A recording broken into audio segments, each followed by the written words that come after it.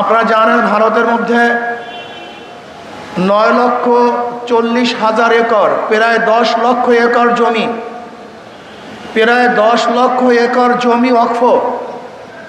যে ওয়াকফকৃত জমির মধ্যে মুসলমানদের প্রতিষ্ঠান, মসজিদ, মাদ্রাসা, কবরস্থান, এতিমখানা, বিভিন্ন দাতব্য চিকিৎসালয়, এই সমস্ত মুসলমানদের ওয়াকফকৃত জমিকে সরকার দখল করার চক্রান্ত করতেছে।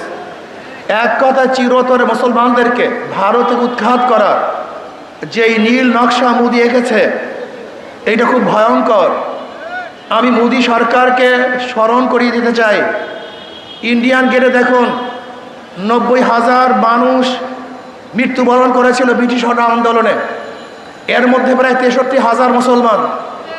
90,000 মানুষ মৃত্যুবরণ করেছে, এর মধ্যে সে ইন্ডিয়া গেটের মধ্যেই মুসলমানদের সংখ্যা প্রায় 63,000। আপনি জানেন ব্রিটিশ হটা আন্দোলনের প্রথম ভূমিকা রেখেছিল মুসলমান, সবচেয়ে বেশি রক্ত দিয়েছে মুসলমান, জীবন দিয়েছে মুসলমান।